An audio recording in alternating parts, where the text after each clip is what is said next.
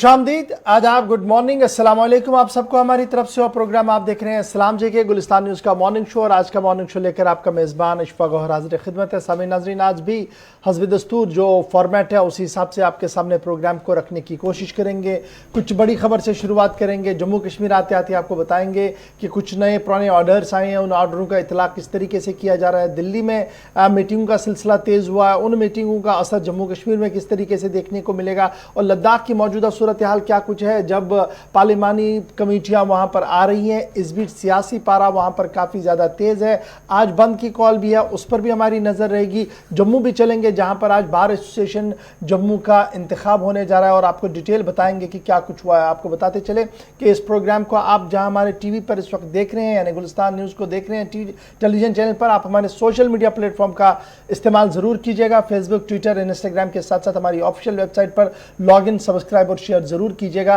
ताकि दुनिया भर तक सही हकाइक जम्मू कश्मीर के हवाले से जा सके। तो आपको ये भी बताते चले कि नई दिल्ली स्टूडियो में मेरे साथ ज्वाइन कर चुके हैं आसिफ रशीद हैं। बहुत बहुत शुक्रिया आसिफ ज्वाइन करने के लिए। तो करते हैं खबरों की शुरुआत, लेकिन माजी में क्या कुछ आज का दिन कह रहा है, कुछ अहम वाक़ात पर आपकी नज़र।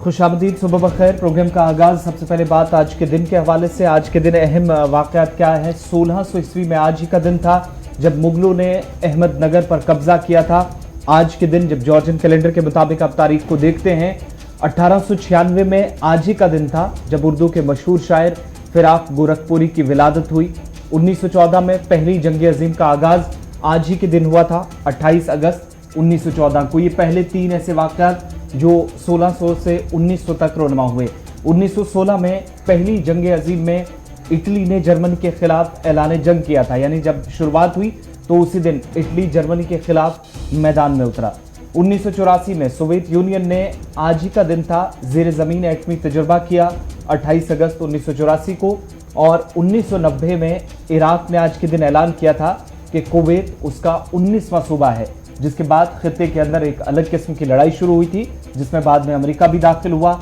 मुदाखलत कई ममालिक की हुई और तबाही के दहाने पर इराक पहुंच गया। आज ही का दिन था जब इराक ने कुवैत को अपना 19वां सूबा करार दिया था, जिसके बाद लड़ाई बड़े पैमाने पर अरब ममालिक में छिड़ गई थी। चलिए जी, अब बढ़ते हैं जी आगे। ये तो माजी में था क्या कुछ हुआ है, लेकिन आज क्या कुछ खबर है। सबसे पहले अमेरिका की खबर से शुरुआत करते हैं, जहां पर खबर यह है कि दो मुल्क अब आपस में बातचीत करने के दर पर आ चुके हैं। यानी खबर अफगानिस्तान के बदले अमेरिका और चीन की हम सबसे पहले ले रहे हैं, क्योंकि पेंटागन के ज़राए से जो खबर सामने आ रही है वो ये है कि पेंटागन की तरफ से बाज़ाब्ता तौर पर चीन की मिलिट्री इस्टेब्लिशमेंट के साथ राब्ते किए गए हैं। और बिडेन इंतज़ामिया की तरफ से ये पहला मौका होगा जब इस तरीके से बातचीत के अमल को किया गया हो। पेंटागन ज़राए के हवाले से खबर सामने आई कि चीन की मिलिट्री इस्टेब्लिशमेंट के साथ राब्ता किया गया है और ये राब्ता जनूबी एशिया के साथ साथ दुनिया भर के अंदर क़याम अमन को किस तरीके से मजबूती के साथ आगे बढ़ाया जा सकता है। दोनों मुल्क रिस्क मैनेजमेंट, यानी जो कोविड से लेकर रिस्क मैनेजमेंट ग्रुप्स है उसको किस तरीके से आगे बढ़ाया जा सकता है, और दुनिया के लिए जो ख़तरात है, जो ताकतें ख़तरे के तौर पर उभर रही हैं, उन्हें कैसे टैकल किया जाए, इस पर जो है दोनों मुल्कों के फ़ौजी लीडरों की तरफ से बातचीत हुई है। और ये बातचीत गुज़श्ता हफ्ते हुई है, इस तरीके की खबर जो है वो सामने आई है। जो दोनों मुल्कों के बीच में, आपको याद होगा कि ट्रंप इंतज़ामिया के बीच में और चीन की एडमिनिस्ट्रेशन के बीच में, जो पॉलिटिकल एडमिनिस्ट्रेशन वहाँ पर है, जो सियासी क़यादत है, उनके बीच में काफ़ी ज़्यादा तनाव था। और ये माना जा रहा कि जो बिडेन के यहाँ पर अमेरिका में आने के बाद एक मेजर शिफ्ट ये लाइन में माना जा रहा है कि जब मिलिट्री इस्टेब्लिशमेंट ने बाज़ाब्ता तौर पर स्पेशल कम्युनिकेशन लाइन के ज़रिए से बात की हो। मिशेल गॉसप जो डिप्टी असिस्टेंट सेक्रेटरी है डिफेंस चीन के, उनकी तरफ से बात की गई है। और अब माना जा रहा है कि बाज़ाब्ता तौर पर इस बातचीत को नेक्स्ट राउंड यानी नेक्स्ट लेवल पर लिया जाएगा। लेकिन फ़िलहाल US defence secretary Lloyd Aston जो है उन्होंने अगर बात करनी है अपने चीन के काउंटर पार्ट के साथ, तो उस सिलसिले में राह को हमवार किया जा रहा है। और उनके काउंटर पार्ट की जगह और उनके काउंटर पार्ट कौन है वहाँ पर, उस सिलसिले में जो है वो तैयारियाँ की जा रही है। और माना जा रहा है कि अब सेक्रेटरी लेवल पर यानी यूएस डिफेंस सेक्रेटरी लेवल पर बातचीत का सिलसिला शुरू होगा, जो तकरीबन 10 या 12 साल के वक्फे के बाद इस तरीके का माहौल देखने को मिल सकता है। चलिए, पहली बार ऐसा हुआ जब इंतजामिया बाइडन के हाथ में गई और उसके बाद चीनी अफवाज के साथ बात हुई, या मजीद आगे क्या पेशरफ्त होगी, लेकिन खित्ते की सलामती सूरत हाल पर बातचीत हुई है। और इस बीच अब जरा आगे चलते हैं, बात अफगानिस्तान के हवाले से करते हैं। चूंकि काबुल के अंदर धमाकों में मरने वालों की तादाद 170 से तजावुज कर गई है, जख्मियों की तादाद भी तकरीबन इतनी ही जा रही है, जिनमें बेशतर की हालत तशवीशनाक बनी है। बच्चे काफ़ी ज़्यादा इनमें शामिल हैं। लेकिन दूसरी तरफ जब 172 तक ये तादाद महलूकीन की पहुंची है काबुल धमाकों के बाद, तो अब से थोड़ी देर पहले ये भी इतलात मौसूल हो रही हैं कि एक बार फिर अमेरिका की तरफ से एयर स्ट्राइक किया गया है लंगरहार के सूबे में, जहां पर उस एरिया के अंदर जहां आईएसआईएस के या दाइश के ठिकाने थे। और दावा किया गया है अमेरिकन इंटेलिजेंस फोर्सेस की तरफ से कि ड्रोन के जरिए उस हिस्से को निशाना बनाकर जवाबी कार्रवाई की गई है। और जिस शख्स की तरफ से साजिश की गई थी काबुल एयरपोर्ट के आसपास इलाकों को दहलाने की, वो इसमें मारा गया है। लेकिन मजीद डिटेल्स का अभी भी इसमें इंतजार है। कुल मिलाकर अब तक जो परसों धमाके हुए थे, मरने वालों की तादाद 172 तक पहुंच गई है और जवाबी कार्रवाई लंगरहार सूबे में भी करने का दावा किया गया है। इधर दूसरी तरफ अमेरिकन फोर्सेस की तरफ से एयरपोर्ट के आसपास अपने शहरियों को न जाने की, और बाकी लोग जो पिछले 3-4 दिनों से यहां पर इकट्ठे थे, धमाका हुआ था और मजीद यहां पर इस तरह के हमलों को अंजाम दिया जा सकता है, इसलिए अलर्ट जारी कर दिया गया है कि कार बम ब्लास्ट गुज़श्ता रोज और आज ये बता दिया गया है अपने तमाम शहरियों समेत दीगर उन लोगों को जो इनखला के लिए यहाँ पहुंचे थे कि वो एयरपोर्ट के गेट से पीछे हट जाएं, जहां पर खतरात काफ़ी ज़्यादा हैं। मजीद कोई इस तरह की दहशतगर्दाना कार्रवाई हो सकती है, लिहाजा जानों को के तहफ़्फ़ुज़ को यकीनी बनाते हुए भीड़ को एक जगह इकट्ठा न करने की भी अफवाज को भी पहले से सलाह दे दी गई है। अमरीकी खुफिया इदारे की तरफ से अलर्ट जारी कर दिया गया और यह कहा गया कि अगले हफ्ते यानी जब इनखला का अमल मुकम्मल होगा उसके बाद मज़ीद खुदकुश हमले हो सकते हैं। इस तरीके की इंटेलिजेंस इनपुट जो है वो अमेरिका के पास है और इस इंटेलिजेंस इनपुट को बाज़ाब्ता तौर पर अफ़गान इंतज़ामिया के साथ जो है वो शेयर किया गया है। इधर यूएस एम्बेसी की तरफ से जो एडवाइजरी जारी कर दी गई है उसमें काबुल एयरपोर्ट की ओर आने की जो कोशिशों में सारे लोग लगे हैं। इस पर अमेरिका के जो अमेरिकी निजात वहाँ पर अभी अमेरिकी शहरी वहाँ पर है, उनके लिए बाज़ाब्ता तौर पर एडवाइजरी जारी कर दी गई है। ईस्ट, नॉर्थ और साउथ गेट्स के लिए जहां पर सबसे ज़्यादा भीड़ इस वक्त देखने को मिल रही है उसे अवॉइड किया जाए, अमेरिकी एस्टैब्लिशमेंट के साथ रब्ता किया जाए ताकि एक सेफ पैसेज के ज़रिए से वहां से निकाला जाए और जितनी जल्दी हो सके वो वहां से निकले। इस हवाले से कल एक बार फिर अमेरिका की तरफ से ये एडवाइजरी जो है वो जारी कर दी गई है। अफ़गान इंतज़ामिया की तरफ से भी जो है मरने वालों की तस्दीक और दीगर मामलों के हवाले से बात जो है वो सामने रखी गई है। तालिबान इंतज़ामिया की तरफ से कहा गया है चूँकि अभी भी बहुत सारी लाशें ऐसी है जिनकी शिनाख्त नहीं हो पा रही है क्योंकि अफ़गानिस्तान के दूर दराज सूबों से वो आए हैं और अभी उनके अकरबा काबुल एयरपोर्ट पर नहीं है और ना ही उस अस्पताल के अंदर आ चुके हैं जहां पर ये लाशें पड़ी हैं। इसलिए सरकारी तौर पर अभी इंतज़ार किया जाएगा और उसके बाद सरकारी तौर पर उनका तदफीन भी किया जा सकता है।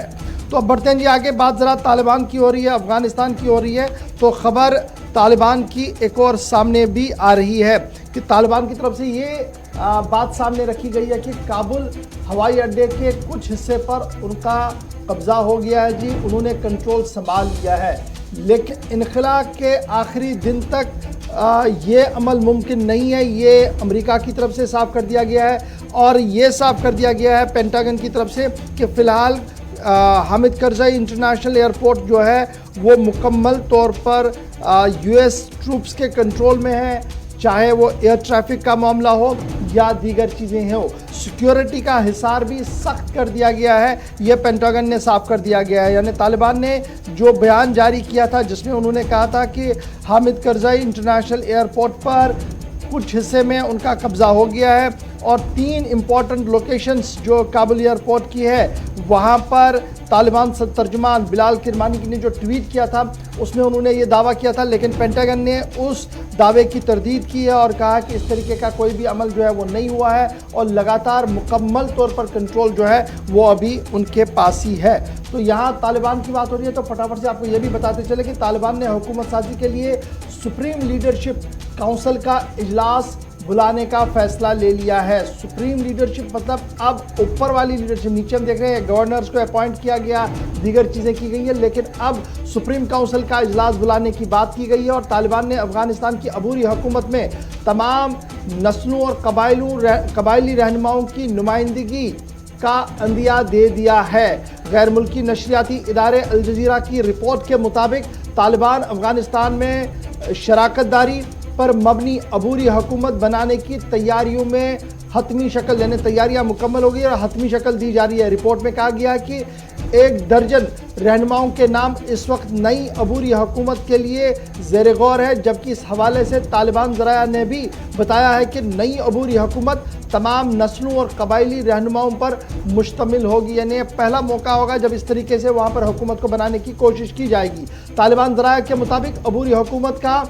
जो जोर होगा वो ये होगा कि हर नस्ल और हर फिरके की नुमाइंदगी हो ताकि हर तरह से अमन को यकीनी बनाया जा सके। ताम पंशीर की खबर ये कि फिलहाल मामला लटका हुआ है दोनों तरफ से। अब जरा बढ़ते हैं जी आगे, बात भारत की भी बताते हैं कि क्या कुछ इस वक्त की एक और खबर है। जी आसिफ। बिल्कुल, तालिबान के हवाले से बात हो रही है तो लगातार भारत और पाकिस्तान पर भी नजर तालिबान की है और इस हवाले से खुसूसी इंटरव्यू के दौरान तालिबान के तर्जुमान ज़बीउल्लाह मुजाहिद का बड़ा बयान सामने आया, जहां पर भारत और पाकिस्तान के हवाले से उन्होंने बयान दिया है कि दोनों मालिक को तल्खियां दूर करके और मिल बैठकर मसाइल का हल तलाशना चाहिए, क्योंकि दोनों मालिक पड़ोसी हैं और दोनों के लिए ये बेहतर है कि वो एक साथ मिलकर एक टेबल पर आकर बातचीत के जरिए, मुज़ाकराती अमल के जरिए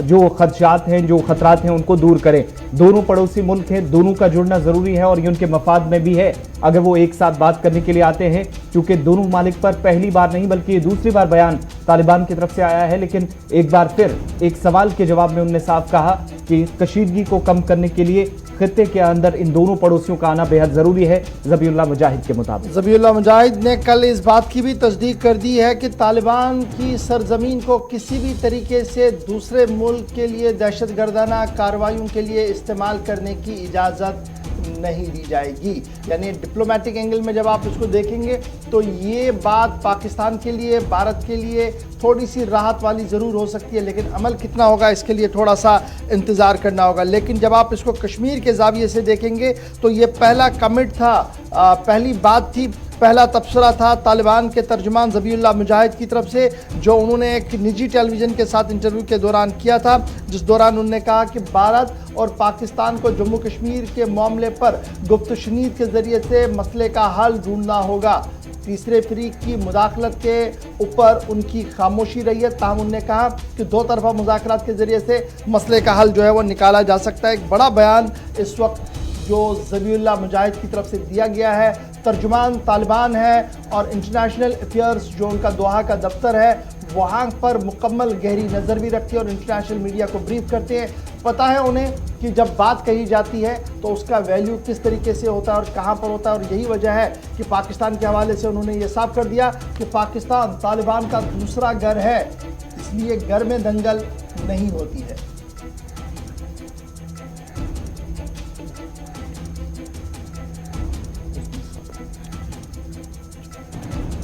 चलिए बढ़ते हैं आगे। अब मुल्क के अंदर क्या कुछ सूरत हाल है उस पर भी ज़रा बात करते हैं, क्योंकि आलमी वबा को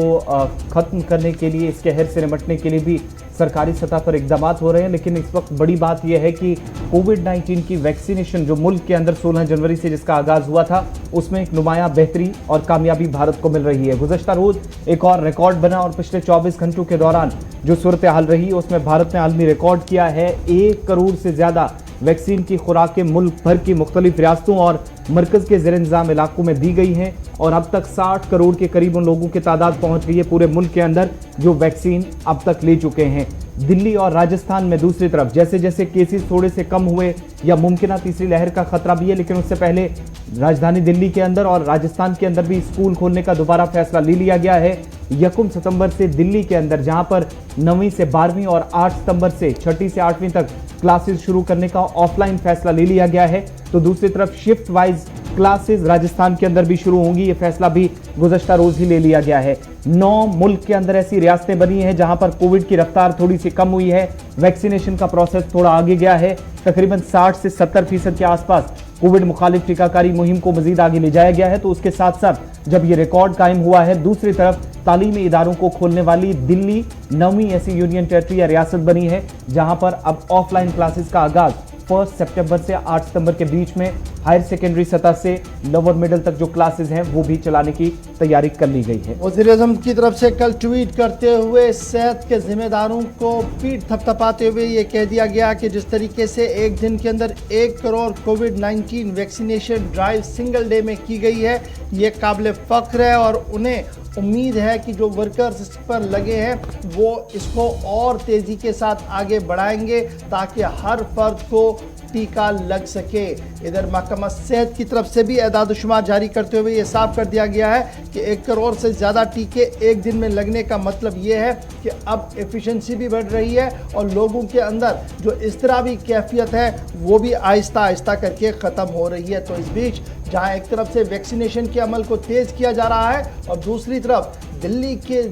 मुख्तलिफ रियासतों के साथ साथ अब दिल्ली के अंदर भी मरहलावार तरीक़ों से स्कूल, कॉलेज और निजी कोचिंग मराकज़ को खोलने को हरी झंडी दे दी गई है। ताहम महकमा तालीम और deputy chief minister Manish Sisodia की तरफ से यह साफ कर दिया गया है न तो स्कूल आना लाजमी होगा और ना ही अटेंडेंस को लाजमी करार दिया गया है। स्कूल आए तो अपनी मर्जी से, वालिदैन के मशवरे से। ताहम अभी भी मकमसे का शिकार वालिदैन है कि तीसरी वेव की दस्तक है और अलर्ट महकमा दाखिला की तरफ से जारी कर दिया गया है। इस बीच स्कूलों को खोलना कितना बेहतर होगा इसके लिए थोड़ा सा इंतज़ार करना होगा, लेकिन फ़िलहाल इंतज़ामिया की तरफ से ये फैसला ले लिया गया है कि अब स्कूल, कॉलेज और यूनिवर्सिटियाँ दिल्ली के अंदर मरहलावार तरीके से काम करना शुरू करेंगी। जी आसिफ।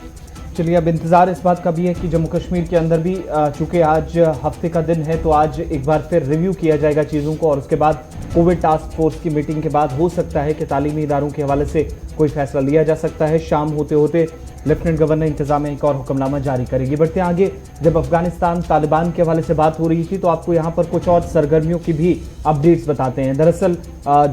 जैश ए मोहम्मद के चीफ का तालिबान के साथ मुलाकात करने की जो मुख्तलिफ मीडिया रिपोर्ट सामने आ रही थी और खुफिया एजेंसियों को भी इतलात मिली थी कि ममनू तंजीम जैश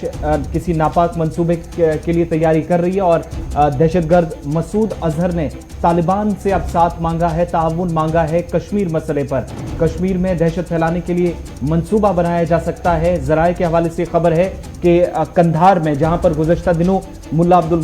गनी बरादर समेत कई लोगों से मुलाकात करने मसूद अजहर पहुंचा था और जिसके बाद ये कयासराइयाँ लगाई जा रही थी कि हो सकता है कि सरहद पार या पीओके में बैठे लोग तालिबान की मदद से भी हालात को ख़राब करने की कोशिश कर सकते हैं। और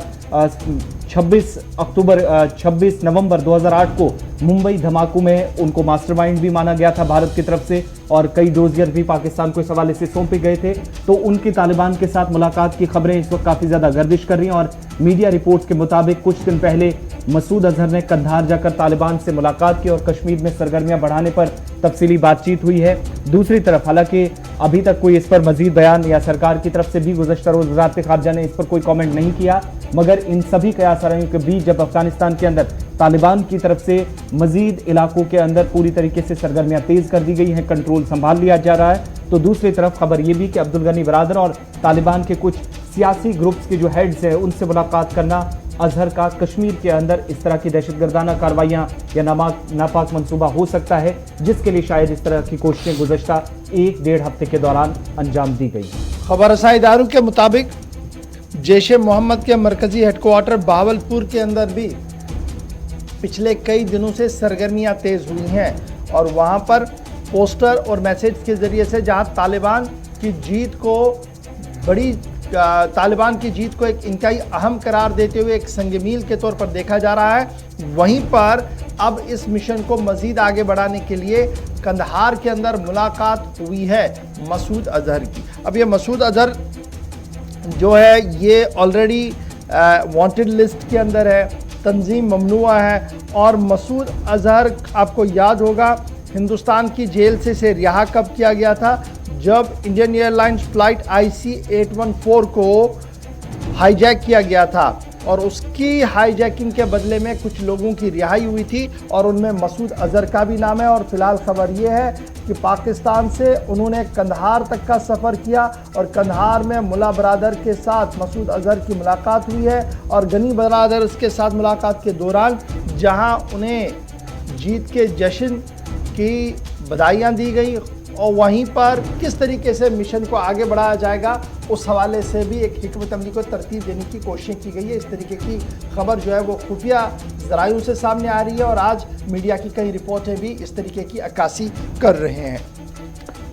चलिए अब बढ़ते हैं आगे। बात अब जम्मू कश्मीर के हवाले से करते हैं, चूँकि जम्मू कश्मीर को लेकर मुख्तलिफ तरक्याती मनसूबे साल 2014-15 के बाद भी शुरू हुए थे और प्राइम मिनिस्टर डेवलपमेंटल पैकेज यानी वज़ीर-ए-आज़म तरक्याती पैकेज के तहत भी जम्मू कश्मीर के अंदर करोड़ों रुपए सर्व किए गए, लेकिन वक्तन फ़ौक्तन इनका जायज़ा भी लिया जाता है। और मीटिंग्स के हवाले से जहां तक बात है तो एक बार फिर वज़ीर-ए-आज़म तरक्याती पैकेज का दाखिला सेक्रेटरी ने जायज़ा लिया और जम्मू कश्मीर इंतजामिया की तरफ से जो अब तक पेशरफ्त की गई है उस पर तफसीली गुफ्तगू करीबन 3 घंटे तक हुई है। मुशावरत हुई है 58,000 करोड़ रुपए के मंसूबों पर और मुख्तलिफ अहम मंसूबे, चाहे रामबान बनिहाल सेक्शन जो नेशनल हाईवे का उसको मुकम्मल करना हो और जब वादी कश्मीर के अंदर MBBS के जो कोर्सेज हैं वो शुरू करने के हवाले से बात हो या दीगर वो राब्ता सड़कें जो वादी कश्मीर को जम्मू सूबे के साथ और जम्मू सूबे को पंजाब के साथ जोड़ने वाले जो वाया कठुआ रूट से बसूली का इलाका जोड़ना, उन तमाम प्रोजेक्ट्स पर तफसीली गुफ्तगू हुई है दाखिला सेक्रेटरी के साथ और चीफ सेक्रेटरी अरुण कुमार मेहता की मौजूदगी में जम्मू कश्मीर इंतजामिया के अब तक जो सारी सूरत हाल रही है, जितना पैसा खर्च हुआ है, मंसूबों में जो पेशरफ्त हुई है, तफसीली गुफ्तगू के बाद या जो ब्रीफिंग है वो दाखिला सेक्रेटरी के सामने इस मीटिंग में की गई है। बटोट, किश्तवाड़, सिमथन, अनंतनाग, सिंहपोरा, वायलू सड़कों को अहम करार दिया गया है और वादी में अगले साल से एम्स में MBBS कोर्सेज शुरू करने का भी ऐलान कर दिया गया है। यानी इम्कान ये जाहिर कर दिया गया कि अगले साल से, पहले उम्मीद होती थी इस साल से होगा, अब ये मेकशिफ्ट अरेंजमेंट नहीं हो पाया, अगले साल से हो सकता है। लेकिन जब आप union secretary home secretary Ajay Kumar Bhalla की मीटिंग की और इसको देखेंगे तो कल जब अभी आसिफ आपको बता रहे थे कि जो नेशनल हाईवे हमारा है वहाँ पर जो नवयुगा टनल ओपन हुई है, जो नई टनल बनी थी, इस पर भी कल तबादला ख्याल हुआ है और ये टाइम बाउंड मैनर में जिस तरीके से कंप्लीट की गई है और बाज़ाब्ता तौर पर वहाँ पर ट्रैफिक चल रहा है, इस पर जहाँ इंतज़ामिया का शुक्रिया अदा किया गया, वहीं पर चीफ सेक्रेटरी ने जब ये डिटेल प्रेजेंटेशन रखी तो माना जा रहा है कि होम सेक्रेटरी ने भी जम्मू कश्मीर इंतज़ामिया की पीठ थपथपाते हुए उन्हें और तेज़ी के साथ काम करने के लिए कहा है। ताहम एम्स के हवाले से एक बड़ी बात मैं आपके सामने शेयर करूंगा। जो मीटिंग के अंदर की बात है वो ये है कि एम्स जम्मू का जो खदुखाल जब पेश किया गया तो उसमें ये कहा गया कि जो काम है जी वो मुकम्मल होगा सितंबर 2023 तक, यानी एम्स लगभग 2023 में, यानी आज 21 चल रहा है,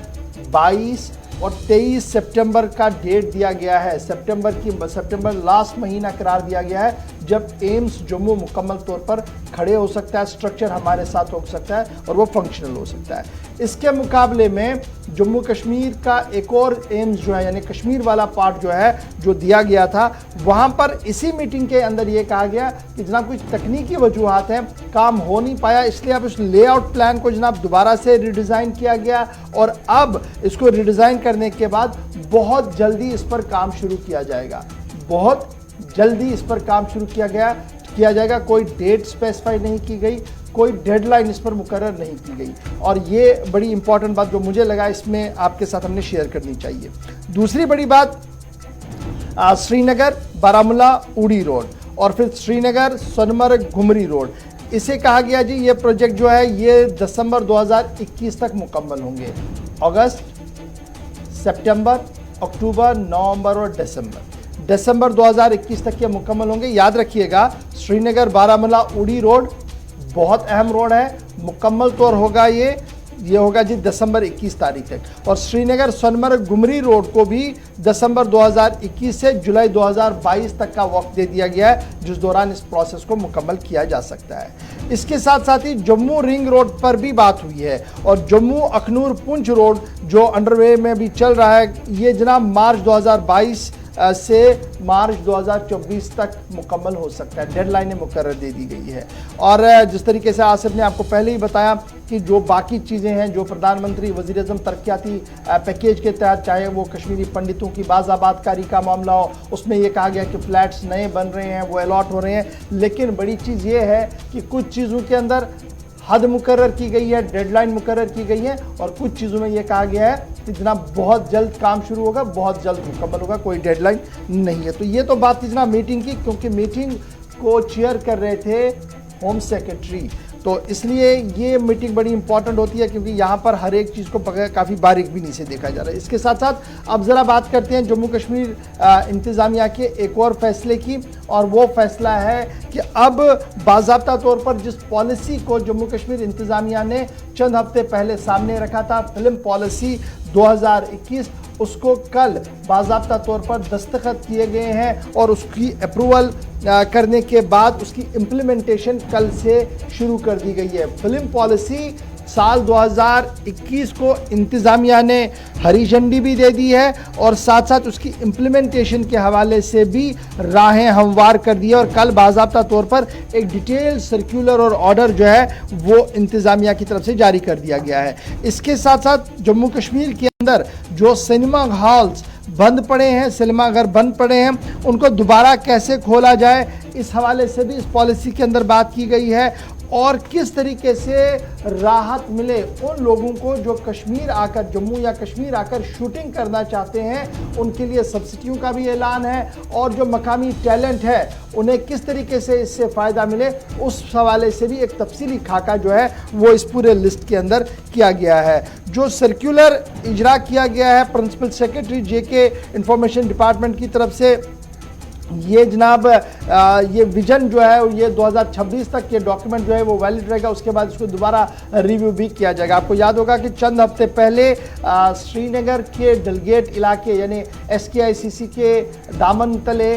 ये वो तस्वीरें हैं शायद जो जिस दिन आमिर खान और कुछ और लोग आए थे, और उस दिन ये खाका खींचा गया था कि किस तरीके से जी जम्मू कश्मीर के अंदर फिल्म पॉलिसी को अडॉप्ट किया जा रहा है, ताकि एक रिवाइवल हो, 80 की दहाइयों और 70 की दहाइयों की याद को ताज़ा किया जाए, और दोबारा से यहाँ पर फिल्म की शूटिंगें हो। तो जब आप इस फिल्म शूटिंग की बात करते हैं तो इसमें 2-3 चीज़ें बड़ी इंपॉर्टेंट है कि जम्मू कश्मीर इंतज़ामिया ने सिंगल विंडो क्लियरेंस सिस्टम को अडॉप्ट किया है, ताकि परमिशंस ग्रांट किए जाए, और जो परमिशन ग्रांट आपको होगा वो 2 से 3 हफ्तों के अंदर अंदर आपके पास मिलना चाहिए, और उसके बाद कितने दिन आप शूटिंग करेंगे, कितना इक्विपमेंट होगा, क्या कुछ होगा, सरकार क्या कुछ करेगी, आपने क्या कुछ करना है, वो सारा स्ट्रीम जो है स्ट्रीमलाइन करने की कोशिश की गई है, और एक सिंगल विंडो सिस्टम के तहत इस पूरी पॉलिसी को अडॉप्ट किया गया है। अब देखना होगा कि इस पॉलिसी के अडॉप्ट होने के बाद कितने लोग आते हैं। अभी तक हमने देखा कि बहुत सारे लोगों ने फिल्में यहाँ शूट की हैं, इक्विपमेंट हमारे पास नहीं था, दीगर चीज़ें नहीं थी, तो बाहर से लाया जा रहा था, लोकल टैलेंट को थोड़ा सा मौका ज़रूर मिला था। लेकिन अब ये माना जा रहा है कि जितने भी लोग जम्मू कश्मीर शूटिंग के लिए आएंगे उनको लोकल टैलेंट भी लेना है, उसके साथ साथ जो दीगर चीज़ें यहाँ की जब वो एक्सप्लोर करेंगे उन्हें, तो उससे पहले जो स्क्रिप्ट होगा वो किस तरीके का है वो भी देखेगी जम्मू कश्मीर इंतज़ामिया, और उसके बाद ही फिल्म या आपने डॉक्यूमेंट्री बनानी है या कुछ और करना है तो उसके बाद आपको अप्रूवल मिल सकती है। एयर स्ट्रिप से लेकर इंतहाई हसास मकामों तक भी आप जा सकते हैं, लेकिन मामला यही है कि आपने एक सीधे सिस्टम को अडॉप्ट करना होगा, तब जाकर आप आगे बढ़ सकते। तो अब कल से बाज़ाब्ता तौर पर यह पॉलिसी अडॉप्ट कर दी गई। बिल्कुल 5 अगस्त 2021 को जब श्रीनगर की तस्वीरें हैं, जब लॉन्च किया गया था पॉलिसी को, तो उस वक्त एक और अनाउंसमेंट की बात हुई थी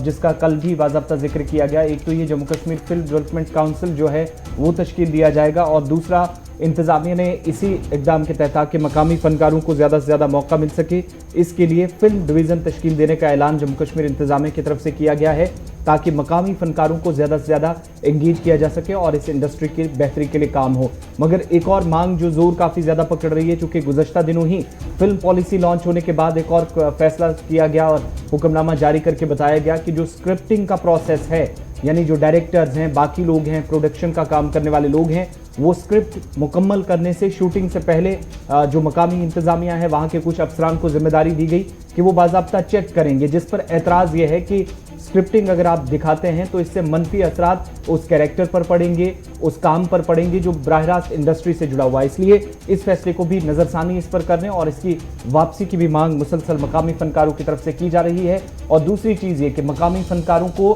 कम से कम 50 से 60% हिस्सा इसमें दिया जाए। ये भी जम्मू के अंदर गुज़श्ता रोज़ एक बार फिर फनकारों ने इंतजामिया के नोटिस में मामला लाया है। चलिए जब बढ़ते हैं जी आगे बात करते हैं जनाब, जब स्कूल कॉलेज की बात हो रही थी तो अब state board of school education ने भी अपनी कमर कस ली और इम्तिहानात के हवाले से उन्होंने ऐलान कर दिया है और ये कह दिया है कि अब 10वीं और 12वीं के इम्तिहानात लेने से पहले उनका जो मकामी सिलेबस है यानी जो पूरा सिलेबस है उसमें कमी कर दी गई और तकरीबन 40% कमी का ऐलान जेके बोस की तरफ से कल किया गया है। Jammu Kashmir board of school education की तरफ से 40% कटौती का ऐलान कर दिया गया है सिलेबस के अंदर। 10वीं और 12वीं जमात जो प्राइवेट एनुअल एग्जामिनेशन एनुअल और बायएनुअल बाबत साल 2020-21 होने जा रहे हैं, उस हवाले से एक बड़ा फैसला जो है वो state board of school education की तरफ से लिया गया है और स्टेट बोर्ड की तरफ से जो बात कही गई है कि 40% रिलैक्सेशन दे दी गई है सिलेबस के अंदर और इसमें कमी कर दी गई है। रिलैक्सेशन का ऑर्डर जारी करने की बड़ी वजह ये कहा गया कि कोविड-19 और पेंडेमिक की वजह से बच्चे जो है वो पूरी तरह से पढ़ नहीं पाए हैं और इसका इतलाक़ जो है वो पहले मरहले में कश्मीर जोन और दूसरे मरहले में लद्दाख जोन के अंदर होगा और ये वन टाइम मेजर होगा, आगे इस तरीके का काम नहीं होगा। जो बच्चे लगातार इम्तिहानात के अंदर है इम्तिहान देना चाहते हैं उनके लिए ये कहा गया कि उन्हें 60% मार्क्स को जो है वो अटैम्प्ट करना होगा हर क्वेश्चन पेपर के अंदर और ये 60% इवैल्यूएशन के दौरान 100% माना जाएगा। नोटिफिकेशन इस तरीके की जारी कर दी गई है। बहुत सारे बच्चे जब 60% क्वेश्चन पेपर के अंदर जो वो सवाल उठा रहे हैं, बड़े बच्चों की तरफ से बड़ा सवाल उठाया गया है जो 60% क्वेश्चन पेपर का मामला है, जब वो 100% करेंगे तो इस पर काफ़ी शक व शुबात उनकी तरफ से जो है वो कहे जा रहे हैं। ताहम एक और नोटिफिकेशन जो जारी कर दी गई है डायरेक्टर एकेडमिक्स की तरफ से, उसमें बच्चों के लिए ये कहा गया कि जो एनुअल रेगुलर क्लास 10वीं और 12वीं जमात इम्तिहानात के लिए पैटर्न है क्वेश्चन पेपर का वो स्टैंड स्टिल रहेगा जी, वैसा ही जैसे था। और नोटिफिकेशन के अंदर ये साफ कर दिया गया है कि अगस्त 13 को जो 30% रिलैक्सेशन की बात कही गई थी वो कंटिन्यूएशन में रहेंगी, यानी ये दूसरी नोटिफिकेशन है। दो नोटिफिकेशन है, दोनों जगहों पर आपको थोड़ी सी रियायत ज़रूर देने की कोशिश की गई है, लेकिन कुछ बच्चे इस पूरे मामले पर नाराज़ भी हैं। लेकिन state board of school education ने बाज़ाब्ता तौर पर इसका ऐलान कर दिया है कि अब इम्तिहानात जब होंगे 10वीं और 12वीं के तो उसमें सिलेबस आपका कम कर दिया गया है। 100 में से आपने सिर्फ 60% का अटैम्प्ट करना होगा। जब आप 60% अटैम्प्ट करेंगे तो आपका माना जाएगा कि आपने 100% अटैम्प्ट किया है। यहाँ पर छोटे से ब्रेक के लिए रुक रहे हैं जी, ब्रेक के उस पार आएंगे तो बात आपको लद्दाख की बताएंगे, जहाँ पर आज लद्दाख बंद है। बंद क्यों है? उस वक्त जब VVIPs लद्दाख के अंदर, एक बड़ा सवाल ये है, इस पर गुफ्तगू करेंगे छोटे से ब्रेक के फौरन बाद।